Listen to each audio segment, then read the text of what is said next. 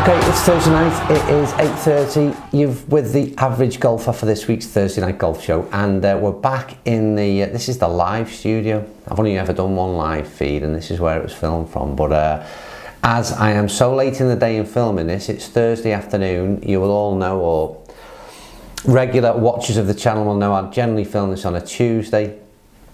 Bit of editing, have it uploaded at latest Wednesday night. It's now Thursday afternoon and I am in a mad dash to get this finished on time. It's been a busy old week and a bit of a struggle, like I said, and we're going to start with world news, as I always do, and none bigger than what happened last week. It was the Open at Royal Birkdale, and controversially, I'm going to say Jordan Spieth was a bit lucky. Is that controversial? I don't know, but I'd be interested in your opinions. But I thought he was one of the luckiest winners of the Open that I've seen, and there are going to be a lot of comments, I would imagine, that are going to disagree with me, and I can understand why you would disagree, but let me just tell you from my side of the table what I'm saying. I watched the final round, and like most people, I would have thought Jordan Spieth, Matt Kuchar run away with it, and Spieth would run away. There'd be no stopping him the way he'd sort of guided the ball round on the first 3 rounds. But he started off, he was literally all over the show, and Matt Kuchar couldn't do anything to really capitalise on it. He drew level with him. Did he go 1 shot clear at one point?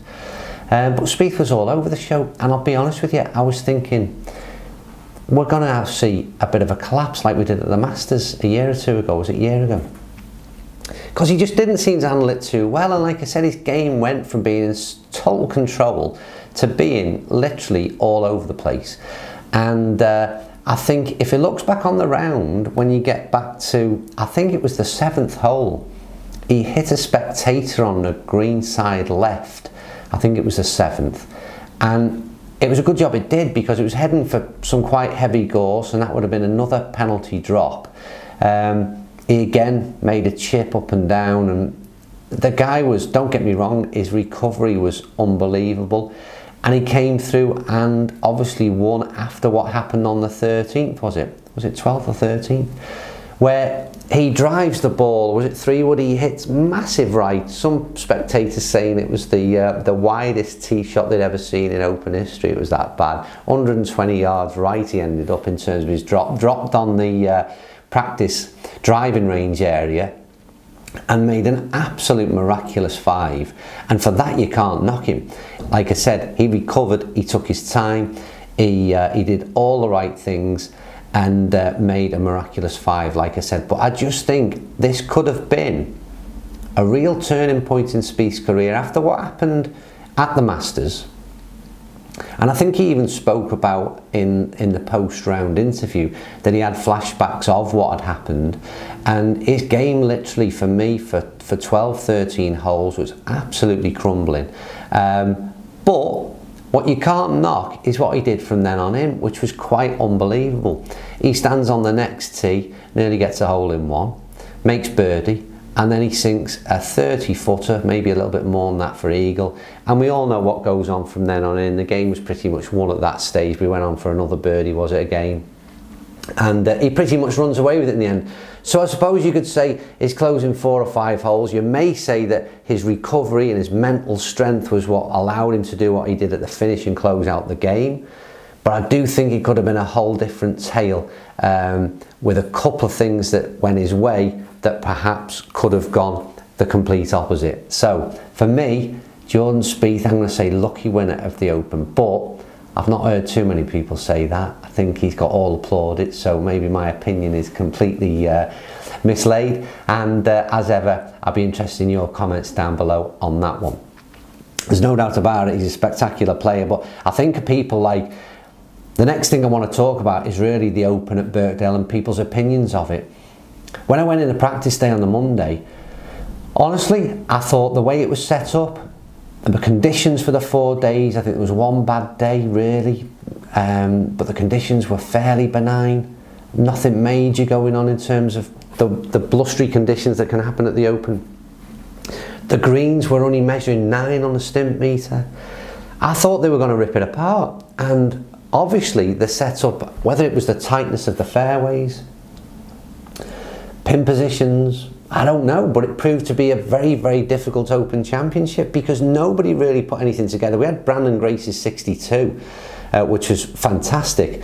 And I think, in all honesty, I was expecting a few more real low scores to come in. And even on the final day, I thought Spieth and Kuchar would shoot low so no one would get near them, but nobody really came out of the pack either, apart from, was it that Taiwanese guy, or was he from Thailand? He came out and shot a real good low score. Was he shoot 63? But the scores seemed to be, the course seemed to be there for the taking. But then it contradicts my opinion in that nobody managed to do that in terms of scoring, and it was a real, it was baffling to me. It really did baffle me as to perhaps how poor the golf was. It was as I thought it was. I thought the quality of the golf was poor. I can't say anything other than that. I thought they made really hard work of it. When you see how poorly Rory McIlroy played and where he finished in the championship, he must be absolutely gutted, because for me, again, an on-form Rory would have literally chewed that course up. But then, like I said, you could say that about a lot of players, I suppose, and nobody seemed to do it. So there was obviously, Birkdale was playing more difficult than it appeared, let's say that. But all the same, as I say, the quality of the golf for me on the final day was not great. It probably made for a good spectacle, because for what was going on for the first 12 or 13 holes, it really looked like it was going to be a tight finish, and then all of a sudden Jordan got his game together and did what I thought he would do for 18 holes, or certainly, in other words, he'd make a lot of birdies on the last on the 18 holes, which he didn't do until the last 4 or 5 holes, and like I said, sealed it there and then. But yeah, for me, what was wrong? Why was Birkdale playing so tough? I don't know. I don't know. And right, next thing, let's move on. No, let's not move on. Shall we? 13th, well, it's 12th or 13th tee that Spieth hits his massive right, and it doesn't really matter what hole it is because we all know what it was. So first of all, Spieth's reaction to this, he put his head in his hands. Now, and then I think he gave a gesture of a weak right hand that pointed out to the right. For crying out loud, can we not just shout bloody 4 when we hit a wayward tee shot? Again, at the Irish Open, they were on about fines for this the week before. And then, you know, at the Open Championship, the crowds are massive, fantastic record attendances for an Open Championships in England, so that's fantastic. You had masses of people on that right-hand side. He did it when he hit the ball left, like I said, left green side earlier on in the round as well. When he did it, a spectator. Why can't we shout 4? It's just, I don't know, it's just a basic etiquette of the game. And I don't know why a golfer thinks he should be relinquished of that. I don't know. So, head in hands, balls miles right. This is the question that I want to get to. If I'm playing golf that day on Birkdale and I hit that tee shot right, I'm reloading, I'm 3 off the tee because there's no way I'm going to find that ball, right? And this happens on numerous occasions. If you'd have hit into the rough, chances are you'd have had to reload, and I'm talking now 15, 20 yards right or left of the fairway, we'd have took a reload, a provisional ball, because the chances are you haven't got tens of thousands of people looking for your ball or ball spotters to find it. So for our game at amateur level, we'd have reloaded probably on numerous occasions during our Open Championships. Without the big crowds there, the pros would have been playing 3 off the tee, just like we would have done as amateurs. So this is the question I want to fire to you. In amateur golf, should there be some form of ruling that allows a penalty drop to be taken when players can clearly identify where a ball has landed, but they don't find it within their allotted 3 minutes? Now, what I'm talking about here, and I think this is where this rule will never happen, so it's a hypothetical question maybe, because I know there are so many anomalies that would surround it, and mainly they would be about people agreeing and people bending like they do with all the rules, trying to make the most out of it. But I think if we could get into a situation where honesty prevailed, there is nothing worse than, I played in a club major a few weeks ago. Not at my usual club, and I don't like naming names, but the rough 10 yards off of the fairway has grown to a level which I think has become ridiculous. And a guy loses, played his tee shot, a good tee shot, like I said, 10 yards off the fairway at the most. We goes up and we could not find his golf ball. We had more than the allotted time, to be fair, to find it, and he had to walk back and play 3 off the tee on the very first hole. That happened to him again, and it wasn't me, thank God, but it happened to him again on the 7th, and he did exactly the same and did not find his golf ball. And it's a real severe punishment because, A, if he was a professional, he'd have had a ball spot, he'd have had crowds of people, that clear, the ball would have been found within seconds. It wasn't like I said, it wasn't a massively wayward tee shot I'm talking about here. And I thought it was a severe punishment that he had to go and play 3 off the tee when, like I said, he should have been able to he should have found his ball, quite honestly, and the rough shouldn't be as heavy as it is, but that's a different story. That's for the course to sort out. It shouldn't have been as heavy as it was, and he should have been able to find his golf ball and carry on and play his round. But worst case scenario, I think the guy should have been allowed to take a penalty drop when we're playing the 3 ball. If the 3 players agree that yes, that's where the ball come to rest, he should have been able to take a drop and a penalty drop from there. Now then, is that a rule that any of you would like to see happen? The reality is it isn't going to happen because, like I said, I think there's too many anomalies that surround it, and the dishonest golfers out there, let's say, that would make the most of it. That's unfortunate, but I think it would do a massive thing in terms of speeding up play. I think it would be a much fairer system to the amateur game because, like I said, the pros get so much assistance in finding the golf ball, whereas as amateurs we have to, there's a 2 ball, 3 ball, a 4 ball that will have a route round for it, and if none of us can find it, then like I said, it's a reload or a drop. But anyway, I'm going to put that one out there and see what you think. Anyway, moving on from that, what have I been doing this week? So why it's been so busy is I've been testing more Ping G400 product. First video release will probably be maybe tonight alongside after this show. It depends how quick I can get the editing done. No, it won't be. I'm Thursday, aren't I? So hopefully Friday, if not Monday, that'll be a G400 driver. All I can say is watch the video because the G400 range from Ping is, I think, pretty mind-blowing. It's not a case of a spoiler alert here. I think I've seen a lot of videos about the G400 driver. We're a bit late on this one. And it's all very, I think, very positive reviews, what I've seen anyway.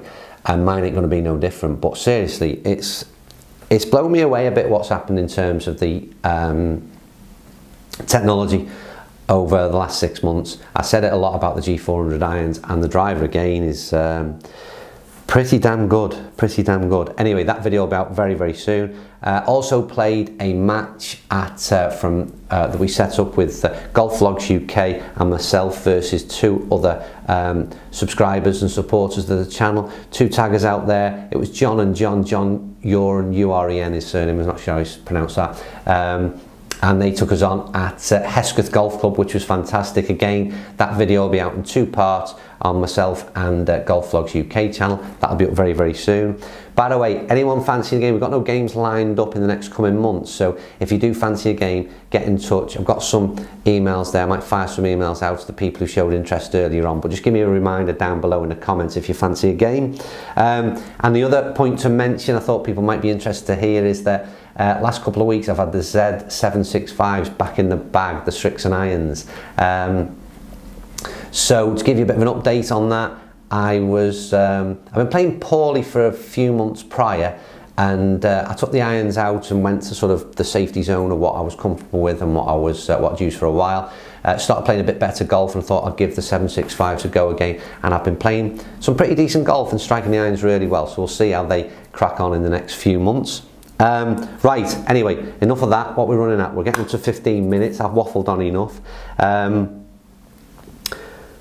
We're going to announce the winner of the 2 signed caps in the next few minutes. But last thing before I get onto that, the York trip. So 17th, 18th of September. If you are interested, phone this number and speak to Glencore Golf and get yourself booked on. It is literally, we just want to get it all boxed off as soon as possible. It's £150, you know all the details again. Go onto there, I'll put the link down below as well onto their website. It's £150 basically, 2 rounds of golf, York Golf Club, Sandburn Hall, stopping over in York City Centre, mega prizes. It's going to be real great fun, but phone the number that I just put up earlier and make sure you get booked on as soon as you can. That's me done. Right, so 2 caps. Remember, one of these is signed by Brandon Grace, don't forget, who is now the first person to shoot 62 at major championships. Right, let's do what I'm going to do. All names are in that. There's about 16 names that picked the winner, so well done to all of you. The names are in the hat. So this is going to be for, no, this is going to be for the winner of the pink hat. This has got Brandon Grace and Lee Westwood.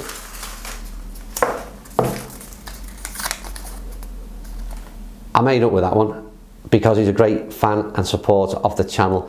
Geordie Sandcaster, you are a winner, Geordie. I've said I'll come up to Northumberland and have a game with you. So can you read that one, hopefully on screen? Geordie, you've won the pink hat. Right, what I'm going to do now, I'll swap them over. There's none left in that, that's going to Geordie.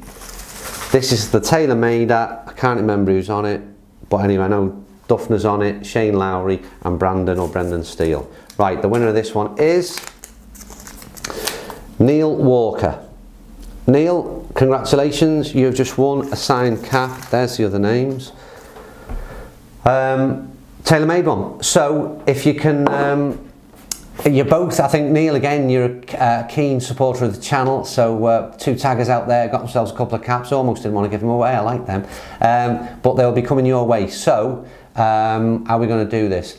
info@tupload.co.uk with your post address if you can, and I'll get them shipped off to you. Anyway, hope you enjoyed the show. Don't forget the whole Jordan Spieth thing. I'm not trying to be controversial, it's just an opinion, so nobody get too offended. I'm a massive fan of his, I think he's a fantastic player. Again, I like a bit of debate, and that's my opinion on the matter this week. So get your comments in down below, let's have a bit of a discussion. I'm sure plenty of you will disagree with me, and see what we think. But I enjoyed the show. Hopefully, like I said, I'm going to whiz this, will be a very quick edit, and yeah, thanks for watching. I'll see you soon. Don't forget, last one, thumbs up, give us them comments. Someone said to me the other week, I've got a flashing button here, is it here or here? It's that side, isn't it? Is it? That side. That says subscribe now, and some fella commented, can you remove that flashing button? It's irritating, annoying and needy.